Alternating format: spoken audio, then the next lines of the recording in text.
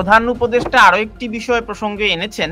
আপনি বলছেন বিচ্ছিন্ন কয়েকজনের কারণে আইন শৃঙ্খলা রক্ষাকারী পুরো বাহিনীর উপর দায় দেওয়া যাবে না। কিন্তু প্রধান উপদেষ্টা বলছেন এমন আ নির্যাতন কক্ষ সারা দেশে ৭০০-৮০০ আছে, তার অধিকও হতে পারে।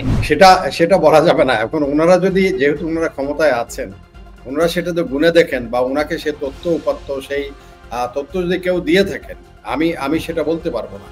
আমি বড়জোর যেটা জানি, আমরা যখন চাকরি করেছি তখন জানতাম জেআইসি জয়েন্ট ইন্টারোগেশন সেল বলে ঢাকাতে দেশের বিভিন্ন জায়গায় যারা ধরেন ক্রিমিনাল বা যারা খুব বেশি যাদেরকে মনে হচ্ছে রাষ্ট্রের বিরুদ্ধে কোনো কাজ করছে বা ইভেন কি যদি এটা ধরে নেওয়া হয়, তখন তাকে হয়তো উইথ ডিউ ইম্পর্টেন্স তার প্রতি গুরুত্ব দিয়ে তাকে হয়তো যৌথ বাহিনী জয়েন্ট ইন্টারোগেশন সেল, সেখানে বিভিন্ন লেভেলের সেখানে অফিসাররা থাকে বা যারা যার উদ্দেশ্য আছে, যে তথ্য জানার দরকার আছে সেই তথ্য জানার জন্য joint interrogation sell.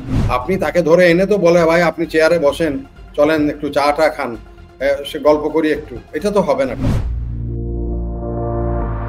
IPCO brand selects only the best products for our customers. প্রধান উপদেষ্টা আরো একটি বিষয় প্রসঙ্গে এনেছেন। আপনি বলছেন বিচ্ছিন্ন কয়েকজনের কারণে আইন শৃঙ্খলা রক্ষাকারী পুরো বাহিনীর উপর দায় দেওয়া যাবে না। কিন্তু প্রধান উপদেষ্টা বলছেন এমন নির্যাতন কক্ষ সারা দেশে ৭০০-৮০০ আছে, তার অধিকও হতে পারে। সেটা বলা যাবে না। এখন ওনারা যেহেতু ওনারা ক্ষমতায় আছেন, ওনারা সেটা তো গুনে দেখেন বা ওনাকে সে তথ্য উপাত্ত সেই তথ্য যদি কেউ দিয়ে থাকেন, আমি সেটা বলতে পারবো না। আমি বড়জোর যেটা জানি, আমরা যখন চাকরি করেছি তখন জানতাম জেআইসি জয়েন্ট ইন্টারোগেশন সেল বলে ঢাকাতে দেশের বিভিন্ন জায়গায় যারা ধরেন ক্রিমিনাল বা যারা খুব বেশি যাদেরকে মনে হচ্ছে রাষ্ট্রের বিরুদ্ধে কোনো কাজ করছে বা ইভেন কি যদি এটা ধরে নেওয়া হয়, তখন তাকে হয়তো উইথ ডিউ ইম্পর্টেন্স তার প্রতি গুরুত্ব দিয়ে তাকে হয়তো যৌথ বাহিনী জয়েন্ট ইন্টারোগেশন সেল, সেখানে বিভিন্ন লেভেলের সেখানে অফিসাররা থাকে বা যারা যার উদ্দেশ্য আছে, যে তথ্য জানার দরকার আছে সেই তথ্য জানার জন্য জয়েন্ট ইন্টারোগেশন সেল।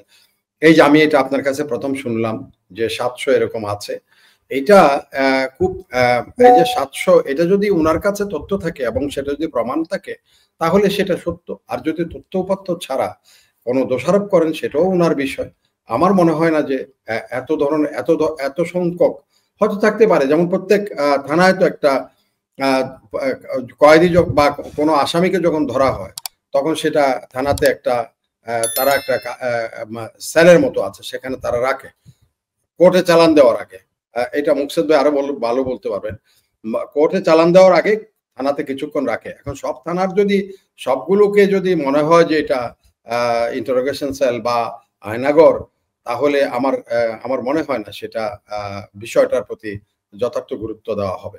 কারণ প্রত্যেকটা জায়গায় আপনি একজন লোককে ধরলেন, সে ইজ ইনডালজ ইন ক্রাইম, তাকে ধরা হলো, এখন তাকে কোথায় রাখা হবে? কোথাও না কোথাও একটা জায়গায় রাখতে হবে।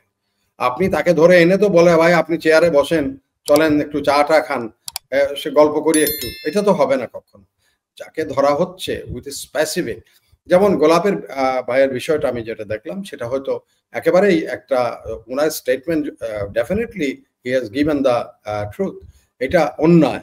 এই অন্যায় না করে যারা আমাদের দেশে প্রচুর ক্রাইম হচ্ছে, এখন যেমন হচ্ছে আইন শৃঙ্খলার অনেক অবনতি, সেখান থেকে কাউকে ধরা হলো, তাকে কোথাও না কোথাও নিয়ে একটা জায়গায় রাখতে হবে।